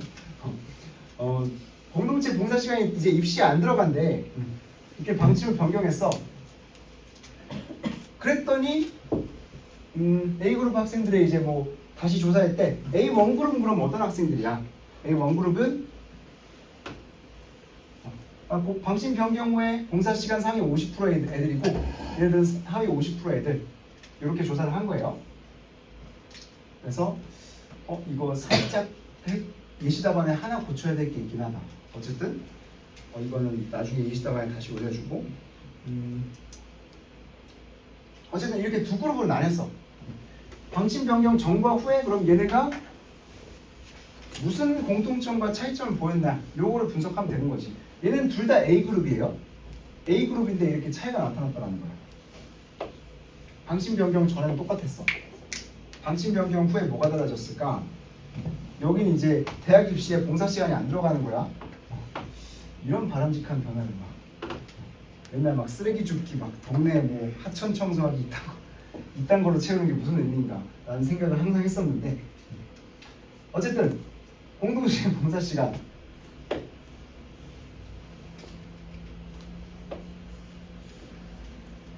일단 A1 그룹과 A2 그룹 공통적으로 변한 공통점은 뭐예요? 공통점은 뭐야? 둘 다 공동체 봉사 시간이랑 자기개발 시간이 어떻게 변했어? 둘 다 봉사 시간이 줄어들었잖아. 그건 둘 다 공통점이죠. 근데 차이점은 뭐냐? 차이점은 A1 그룹은 여전히 무슨 시간이 더 많아요? A1 그룹은 여전히 봉사 시간이 더 많네. 저 성향이 완전히 사라지진 않았네. A2 그룹은 뭐예요? 자기개발 시간이 더 많네. 이렇게 변한 거죠. 그래서 둘 다 공동체 봉사 시간이 줄어들었다. 그리고 그 중에서 A2 그룹은 자기 개발 시간이 더 많아졌고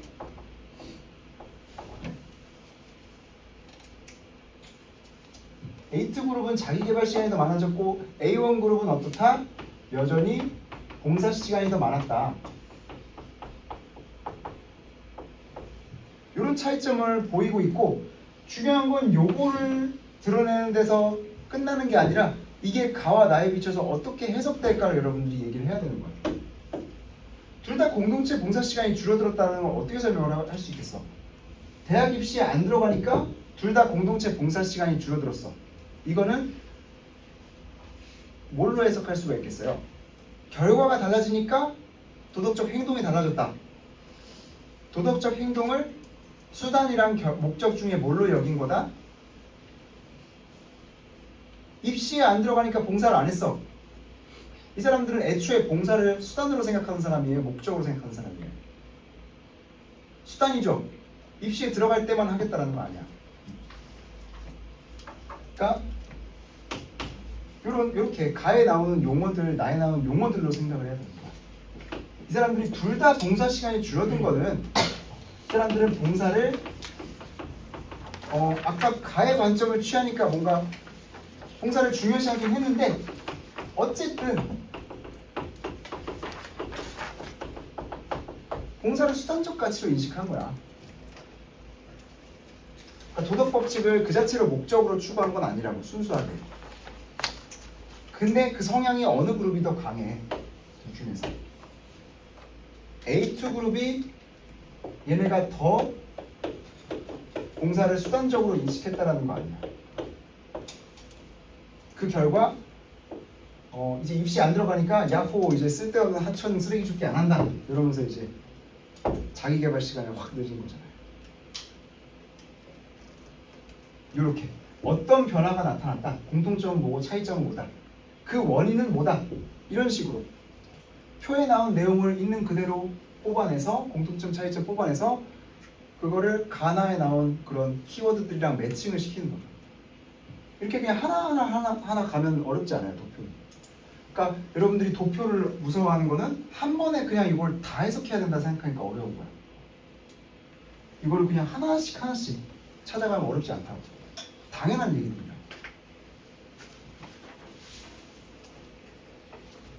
그리고 마지막에 그림 1. 그림 1에서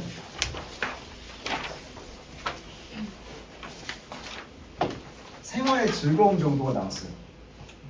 그러니까 갑자기 웬 생활의 즐거움? 막 이러면서 뭔 얘기지? 이렇게 생각이 들 수도 있는데 서로 관련이 있다는 거야. 그러니까 A1, A2 그룹 중에 A2 그룹은 봉사를 더 수단적으로 인식했고 그래서 자기개발 시간을 늘렸고 그런 태도가 생활의 즐거움에 어떤 영향을 미치는가 그런 가치관이 생활의 즐거움과 갖는 관련성이 뭔가 요거를 얘기하는 거라고. 앞에 표랑 연관을 지어보면. 그래서 그냥 생활의 즐거움 하고 그냥 딱 가는 게 아니라 앞에 표랑 무슨 상관이지? 요런 물음표를 갖고 여러분들이 봐야겠죠. 그래서 봤더니 이렇게 깔끔하게 나오는 표가 있나 싶은데 이거 왠지 좀 막 인위적으로 만들어낸 통계의 느낌이 막 팍팍 나는데 결론을 정해놓고 막 만들어놓는다 뭐 이런 거. 어쨌든 뭐 조작이란 얘기는 아니고 그냥 만들어놨다는 얘기죠. 봅시다. A1은 그러니까 A 중에서도 A1, A2 그룹이 있었는데 A1은 변경 전과 변경 후가 어때? 둘 다 변화가 없지. 둘 다 만족도가 똑같아. A2는 어때요? A2는 만족도가 더 커졌잖아. 근데 이 만족도가 커진 게 뭐랑 상관이 있다는 얘기예요. 이 문제에서 묻고 싶은 거는 이들의 어떤 도덕적인 가치관 그리고 태도에 영향을 받았다는 얘기를 하고 싶은 거예요. 그러니까 A2는 뭐예요? 봉사라든지 도덕적 의무를 어떻게 생각한 사람이야? 수단적으로 여기던 사람이고 그래서 결과적으로 뭘 했어? 자기 개발 시간이 더 많았잖아. 봉사 시간보다 나중에는. 그건 뭘 말해요? 그거는 칸트에 따르면 가에 따르면 도덕적 의무보다 뭘 중요시하는 거예요? 칸트가 극복 대상이라고 말한 거.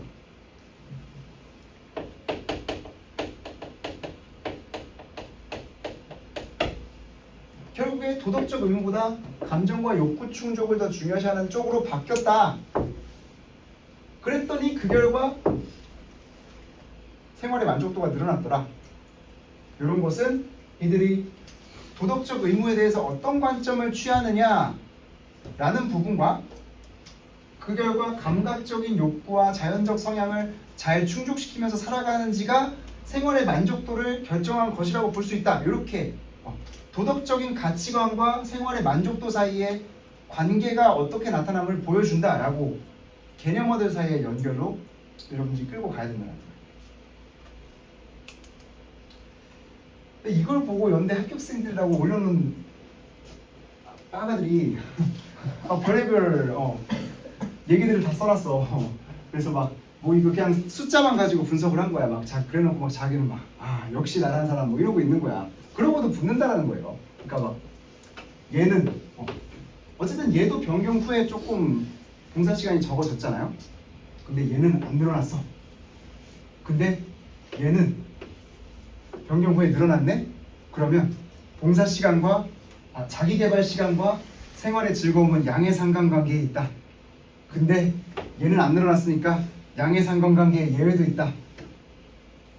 이런 식으로 아니 물어보고 싶은 게 그게 아니잖아. 생활의 즐거움이 도덕적인 가치관과 무슨 관련이 있는지를 물어보는 거고, 그러니까 에이트 그룹이 그만큼 요거를 상대적으로 더 수단적으로 여겼기 때문에 에이트 그룹이 만족이 늘어났다. 그러니까 얘네가 더 수단적으로 여기니까 얘네랑 얘네가 그런 차이가 있더라 라는 에이트 그룹이 다르다는 걸 보여주려고 얘네를 일부러 똑같이 맞춘 거지.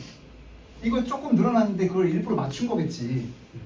그걸 가지고 뭐 얘는 늘어났고 얘는 안 늘어났으니까 이거는 얘고 이거는 뭐 이런 빠가지도 죽는다라는 거예요.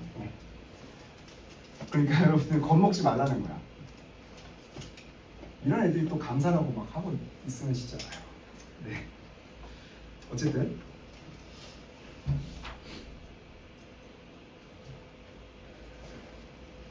그렇다는 거죠. 근데 B는 뭐야? B는 애초부터 제일 높잖아. 애초부터 제일 높고, 그러니까 얘는 유전자 결정론에 따라서 그러니까 감각적인 욕구와 만족을 충족시키는 것을 우선시하면서 살았잖아. 어쨌든 A2는 어쨌든 도덕적 의무와 그리고 개인의 자유의지를 개인의 자유의지를 신봉하면서 자유의지에 따른 도덕적 의무를 중요시하는 사람들이야. B는 도덕적 의무라는 게 원래부터 있는 건 아니지만 그냥 적절하게 필요에 따라서 만들어내고 활용하면 된다라고 주장한 사람들이야. 그리고 제일 중요한 거는 감각의 충족과 그런 사람의 어떤 1차적인 욕구를 충족시키는 게 중요하다고 생각하는 사람들이야. 그런 가치관을 가졌기 때문에 이렇게 만족도가 제일 높게 나타난 거라고 볼 수 있다. 그러니까 도덕에 대한 어떤 관점이나 태도에 따라서 생활의 만족도가 다르게 나타난 것이라고 볼 수 있다. 이렇게 분석을 해야 되는 거야. 요거 늘어나는지 안 늘어나는지 처음 글씨 생각하면 진짜 어쨌든 별 이상한 얘기 다 있어요. 어쨌든 그런 거죠. 그러니까 B는 그러니까 유전자 결정론인 사람들이 제일 행복하다. 왜냐? 자유의지라는 거를 어떤 그런 허구적인 개념에 집착하지 않고 어떤 실질적으로 인간의 감각 충족과 욕구 충족을 우선시하면서 그것들을 잘 조화시키는 방법을 찾아나갔기 때문에 이렇게 한 거고, 그림 마지막 문제에서 수리논술에서는 아예 그냥 요걸 전제로 놓고 문제를 줍니다. 그러니까 이 연대 문제 의도 자체가 요런 태도가 요즘에는 바람직해요. 그러니까 요런 태도를 전제로 사회적 윤리를 논의해 보세요 라고 낸 문제라고. 의도성이 보이는 문제예요. 그래서 2-2에 보면 이제 제가 2-2는 여기서 수학을 안 하는 친구들이 있어서 뺐는데 제가 5분 만에 그냥 5분 만에 가볍게 풀어줄게요. 원하는 5분 만에 가볍게 어떤 결론이 나오는지만 보여주고 여러분들이 이건 이해 못해도 상관없어요. 근데 논술이 어떤 식으로 이어지는지만 여러분들이 보면 좋겠어요. 그러니까 수학 이해 못해도 돼요.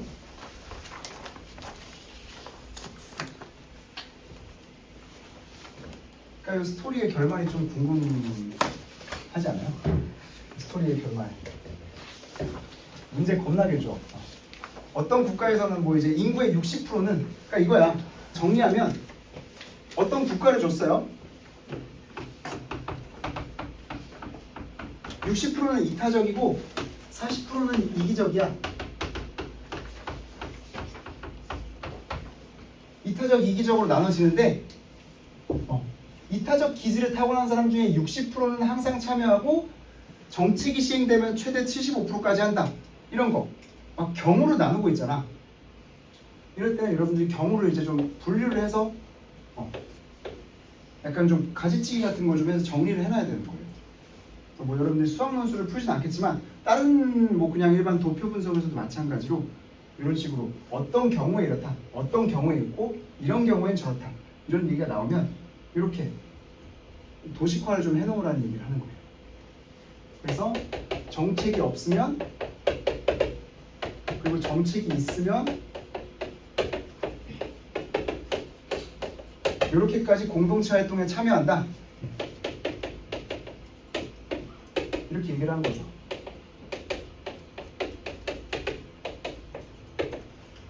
한 거고 이타적 기질을 타고나지 않은 사람들은 그러니까 이기적인 사람들은 20% 근데 정책이 시행되면 25% 이렇게 얘기를 하고 있어요.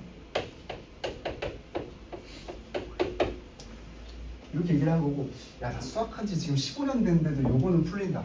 그러니까 연대 수리논술이 수학이 어렵지 않다라는 거예요. 그러니까 수원수도 기본 개념만 가지고 있으면 풀 수 있고 사실상 수리논술이 아니에요. 이거는 이제 수리논술하는 그 이과 선생님들한테 물어보면 이거 좀 풀어줄 수 있어요. 애들한테 저랑 같이 협력하실래요? 이렇게 하면 저는 싫은데요. 이거는 수학 문제가 아니라 그냥 국어 문제예요. 이렇게 얘기를 해요. 그래서 이건 수학을 중점적으로 두는 게 아니라는 거예요. 그만큼 난이도가 별로 어렵지 않고.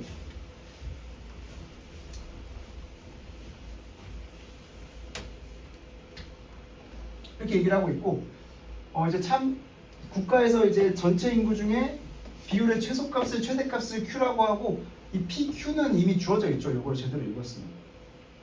이거 그냥 계산하면 나오잖아. 그러니까 정책을 실행할 때 최소값이라는 건 뭐예요? 정책을 안 할 때겠지. 정책을 안 할 때 공동체 활동에 참여하는 사람들의 비율은 몇이에요? P라는 거는 정책을 안 할 때 60% 곱하기 60% 40% 곱하기 20% 더하면 되잖아. 그래서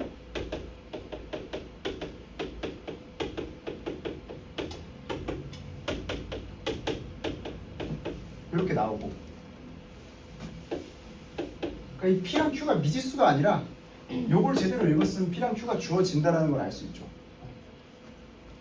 그리고 Q라는 건 마찬가지로 계산해서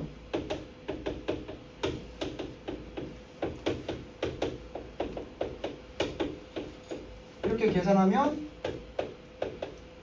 이렇게 나옵니다. 그래서 비율의 최소값은 0.44고 최대값은 0.55인데 이렇게 주어지는데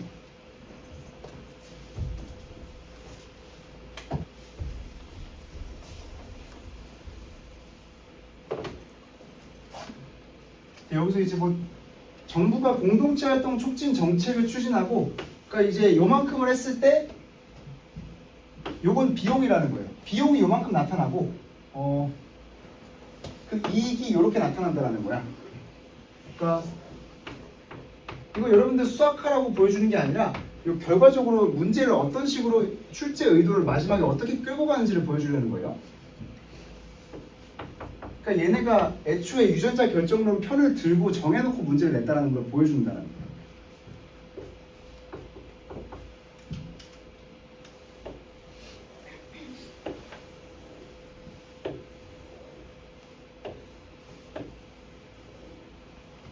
이렇게 되는 거고 여기 함수식이 주어졌죠. fx, gx인데 그러니까 국가는 어떤 지점에서 결정을 내린다라고 쓰여 있어요. 여기 보면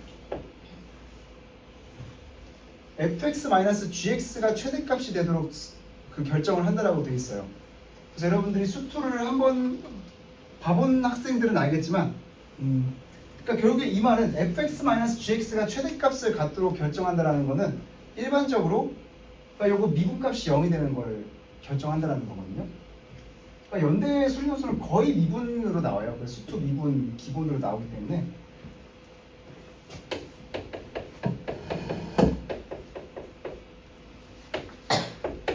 요게 0이 된다라는 지점에서 찾는 거고, 그러니까 요 방정식을 쫙 풀어보면, 그러니까 요걸 쫙 풀어보면 그냥 결국에 되게 쉽게 나와요. 쉽게 나오는데,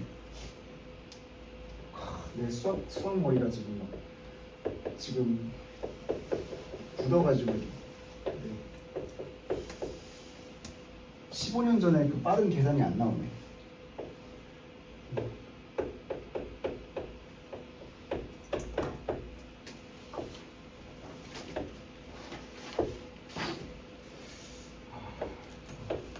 그러니까 간단하게 말하면, 그러니까 요걸 미분하면 0이 된다는 거예요. 이거 수학적인 표기는 정확하지 않아요. 뭐 수학적인 게 중요한 게 아니니까.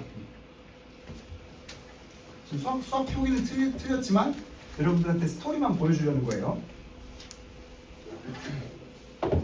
그러니까 요게 미분하면 0이 된다는 거고, 이걸 풀면 어떻게 되냐면 상수는 날아가죠. 미분하면 상수는 미분하면 날아가고 하고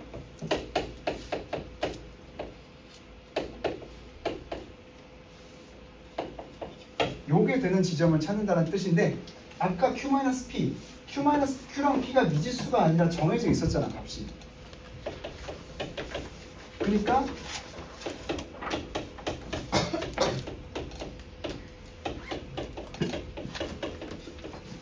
잠깐만. 그러면서 요게 11이었네. 11이었고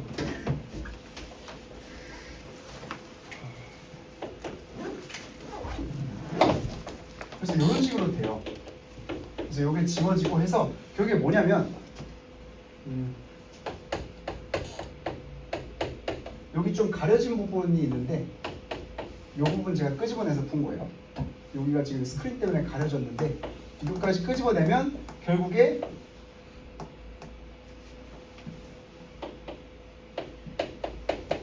이렇게 나오고, 그러니까 x라는 게 0이거나 마이너스이거나 2라고 나오는데, 아까 x라는 건 뭐라 그랬어요? x라는 건 비율이니까 0 이상 1 이하잖아. 그러니까 이렇게 되고 0이 돼야 되고, 그리고 그러니까 요게 fx-gx라는 게 보면 이제 이런 식으로 그래프 모양이 되기 때문에, 그러니까 이거 이해할 필요 없어요. 그러니까 과정만 보라는 거예요. 그래서 결국에 최대값은 요 지점. 그러니까 x가 0일 때는, 그러니까 이거는 최소값이거나 최대값일 때인데, x가 0일 때는 최대값일 때가 아니라 최소값일 때고, 최대값일 때는 결국에 x가 1일 때라는 거야. 그러니까 x가 1이라는 건 뭐예요? 정부가 100% 투자해야 된다는 거죠. 그 얘기를 하려는 거예요. 그래서 이것들을 여러분들이 쫙 그래프로 그려서 표현을 하고, 결국에 결론은 뭐다? 정부는 영양의 100%를 투자해야 된다 라는 얘기를 해야 되는 것이고, 이거를 그러면 나와 연결지어서 어떻게 해석하느냐, 이게 중요한 거거든. 나와 연결지어서 어떻게 해석하느냐, 그러니까 유전자 결정론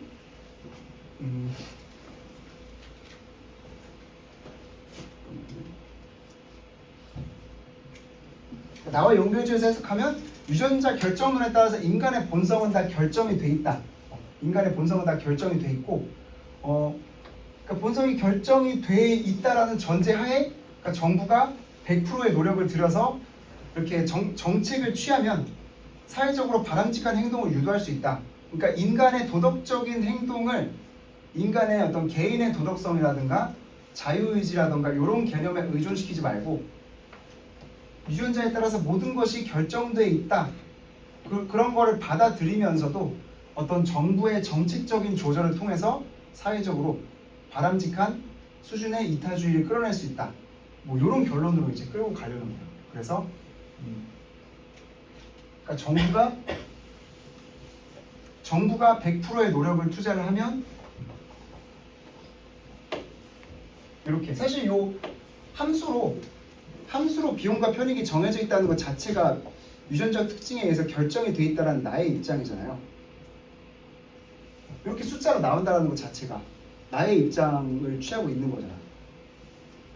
사람들의 행동이 다 미리 특성에 따라서 결정돼 있다는 거잖아. 이타적이면 이렇게 되고 이기적이면 이렇게 되고 숫자로 다 계산할 수 있다는 거는 미리 다 결정이 돼 있다는 거지.